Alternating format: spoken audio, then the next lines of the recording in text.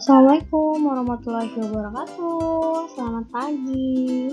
Bertemu lagi dengan Bu Nuri dalam pembelajaran tema 2, Persatuan dalam Perbedaan. Hari ini kita akan mempelajari muatan pelajaran IPA, yaitu cara hewan menyesuaikan diri dengan lingkungannya.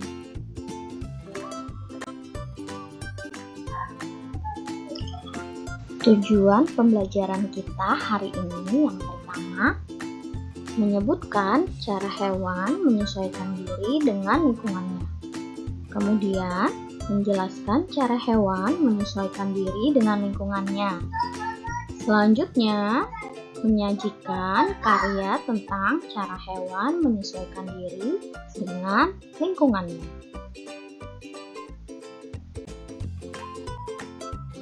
Nah, anak-anak, sekarang coba kalian amati gambar di bawah ini.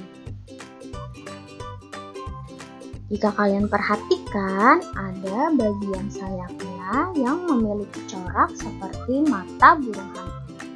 Tahukah kamu apa keuntungannya bagi hewan ini?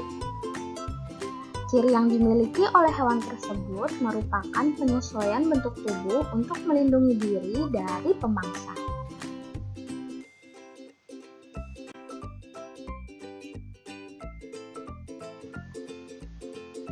Nah, sekarang dapatkah kalian sebutkan contoh hewan lain yang memiliki kemampuan untuk melindungi diri dari pemangsa? Ayo, coba. Apa saja hewan itu? Mari kita pelajari bersama-sama.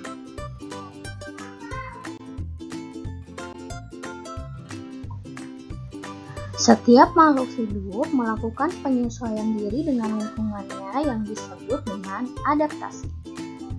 Tujuan penyesuaian diri pada hewan diantaranya untuk memenuhi kebutuhan hidupnya, seperti makan, minum, berkembang biak, dan melindungi diri dari musuh. Ada 3 cara hewan menyesuaikan diri dengan lingkungannya. Yang pertama, penyesuaian hewan berdasarkan struktur tubuhnya. Yang kedua, penyesuaian hewan untuk mempertahankan diri. Dan yang ketiga, penyesuaian hewan terhadap kondisi yang ekstrim. Sekarang kita akan bahas satu persatu. Yang pertama, penyesuaian hewan berdasarkan struktur tubuhnya. Penyesuaian diri pada hewan berdasarkan struktur tubuhnya terbagi menjadi beberapa hal, yaitu berdasarkan struktur gigi, bentuk paruh, bentuk mulut, serta bentuk kaki. Pada struktur gigi, hewan terbagi menjadi 3, yaitu karnivora, herbivora, dan omnivora. Bentuk paruh terdapat pada hewan sejenis unggas atau burung. Bentuk mulut terdapat pada hewan serangga. Bentuk kaki sama seperti paruh, yaitu terdapat pada hewan sejenis burung dan unggas. Kita akan bahas satu persatu. Yang pertama, berdasarkan struktur giginya, hewan terbagi menjadi 3, karnivora, herbivora, dan omnivora. Pada hewan karnivora, ia memiliki gigi taring yang sangat tajam yang berguna untuk mengoyak mangsanya. Sedangkan pada hewan herbivora, ia memiliki susunan gigi yang terdiri atas gigi seri dan gigi geraham, yang berguna untuk mengunyah rumput. Selanjutnya, pada hewan omnivora, ia memiliki gigi yang terdiri atas gigi seri, gigi taring, serta gigi geraham. Hal itu dikarenakan jenis makanannya yang beragam. Yang kedua, berdasarkan bentuk paruhnya. Yang pertama, jenis paruh pemakan ikan. Bentuknya panjang, memiliki kantung yang besar di bagian bawahnya. Contohnya adalah burung pelikan dan bangau. Selanjutnya, paruh pemakan biji, berbentuk pendek, tebal, dan runcing. Contohnya adalah burung pipit. Jenis paruh pemakan daging memiliki ciri yang kuat, tajam, runcing, dan agak membengkok. Contohnya elang dan burung hantu. Bentuk paruh yang selanjutnya yaitu paruh penghisap madu. Bentuknya kecil, runcing, dan tajam. Contohnya burung kolibri. Dan yang terakhir adalah jenis paruh pemakan serangga. Bentuknya runcing dan panjang. Contohnya adalah burung pelatuk. Struktur tubuh yang ketiga adalah bentuk mulut yang terjadi pada hewan serangga. Yang pertama, bentuk mulut penghisap. Kemudian penusuk dan penghisap. Lalu ada bentuk mulut penjilat dan terakhir penggigit serta pengunyah. Pada penghisap, contohnya adalah bentuk mulut pada kupu-kupu. Selanjutnya, penusuk dan penghisap, contohnya adalah nyamuk. Lalat adalah contoh serangga yang bentuk mulutnya adalah penjilat. Dan ada belalang yang bentuk mulutnya berfungsi sebagai penggigit dan juga sebagai pengunyah. Struktur tubuh yang keempat yaitu berdasarkan bentuk kaki. Jenis kaki petengger memiliki jari kaki yang panjang dan datar yang membantu burung untuk bertengger pada ranting-ranting pohon. Contohnya adalah burung kakatua dan burung nuri. Jenis kaki perenang memiliki selaput pada kaki yang berguna untuk berenang dan berjalan di lumpur. Contohnya bebek dan angsa. Selanjutnya, jenis kaki pengais memiliki 3 jari yang menghadap ke depan dan satunya menghadap ke belakang. Fungsinya untuk mengais tanah dan mencari makan. Contohnya adalah yang terdapat pada ayam dan kalkun. Bentuk kaki berikutnya adalah kaki pemanjat. Memiliki 4 jari, 2 di depan dan 2 di belakang. Fungsinya untuk memudahkan saat memanjat. Contohnya kaki yang ada pada burung pelatuk. Jenis kaki pencengkram memiliki jari kaki yang pendek, kuku melengkung tajam dan cakar yang kuat untuk mencengkram mangsanya. Contohnya pada burung elang dan burung hantu.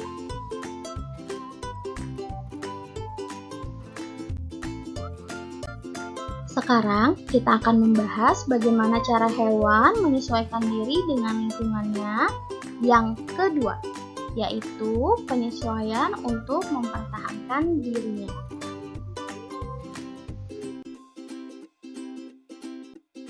Penyesuaian hewan untuk mempertahankan dirinya ada beberapa cara. Yang pertama dengan cara kamuflase, kedua dengan cara mimikri, ketiga dengan autotomi, keempat dengan kelenjar bau, kelima mengeluarkan bisa dan sengat, dan yang terakhir berpura-pura mati.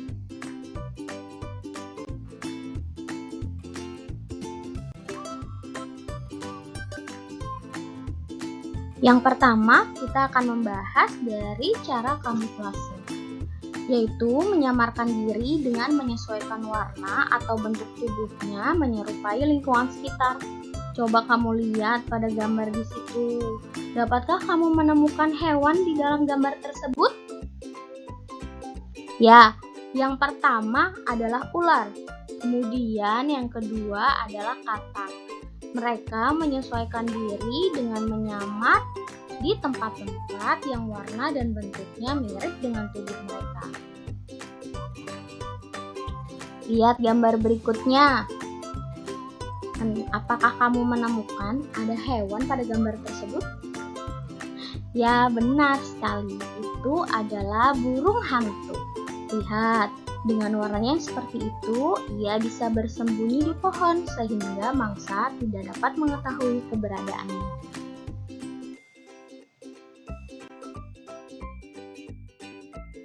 Penyesuaian diri berikutnya yaitu dengan cara mimikri. Ialah kemampuan hewan menyamarkan diri dengan mengubah atau meniru bentuk, warna fisik, dan perilakunya menyerupai hewan lain yang lebih luas. Ini mirip dengan kamuflase, hanya yang membedakan pada mimikri hewan tersebut bisa merubah.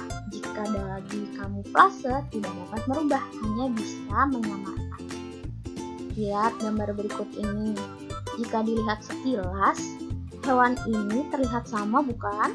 Ya, sebenarnya Cukobi itu adalah lalat bunga, sedangkan yellow jacket itu adalah lebah. Hewan ini kerap terlihat hinggap menempel ke setiap bunga, melakukan suatu tindakan seperti layaknya tawon. Apabila ia sedang menghadapi predator atau pemangsa, ia akan berperan dan menempel pada bunga sama seperti tawon.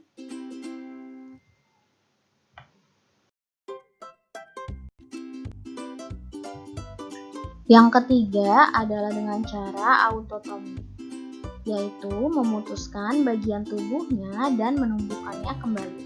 Tujuannya adalah untuk mengecoh pemangsanya. Ini terjadi pada hewan cicak.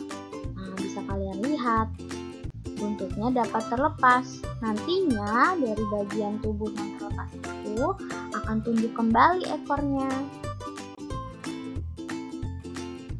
Berikutnya ada kelenjar bau, yaitu hewan yang memiliki bau yang sangat tidak sedap. Contohnya walang sangit dan sigung.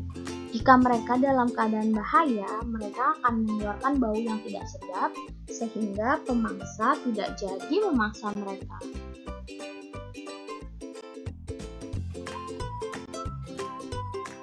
Berikutnya memiliki bisa atau sengat, yaitu hewan yang mengeluarkan bisa, racun, ataupun sengat. Contohnya pada ular dan belut listrik.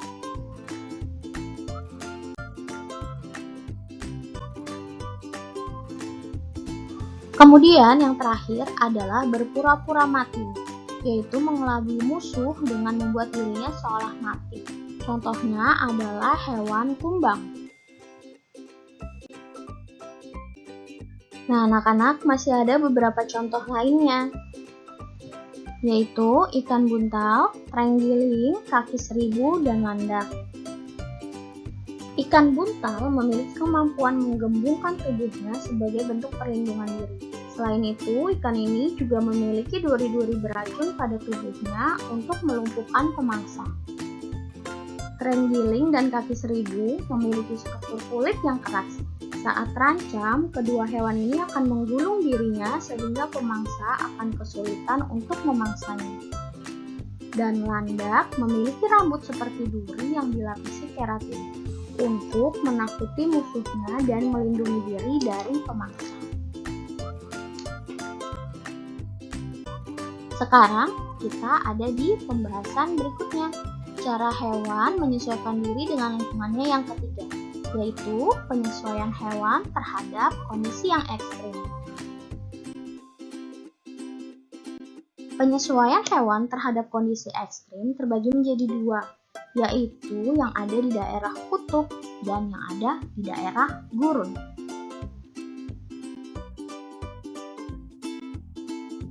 Kutub adalah daerah yang memiliki suhu sangat dingin. Hewan yang tinggal di kutub menyesuaikan diri dengan bulu di seluruh tubuhnya, serta cadangan lemak yang tebal di bawah kulitnya. Contohnya adalah beruang kutub yang tinggal di daerah yang sangat dingin di permukaan bumi. Untuk dapat bertahan hidup, beruang kutub melakukan penyesuaian seperti rambut putih sebagai kamuflase agar tidak mudah terlihat oleh pemburu, serta lapisan lemak di bawah kulitnya. Selanjutnya, ada juga penguin yang tinggal di daerah kutub.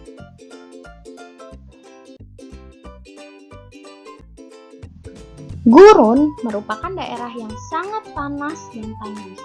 Hewan yang dapat hidup di daerah tersebut adalah unta. Unta memiliki punuk yang berisi cadangan lemak yang dapat dipecah menjadi energi. Dan ia memiliki usus yang lebih panjang dari mamalia lainnya, sehingga dapat menyerap air sebanyak-banyaknya dari makanan yang dimakan. Unta juga mempunyai kaki yang lembut untuk memudahkannya berjalan di tanah berpasir.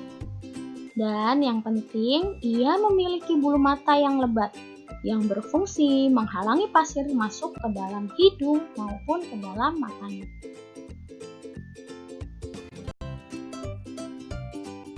Masih ada beberapa contoh hewan lain yang menyesuaikan dengan kondisi lingkungan yang ekstrim.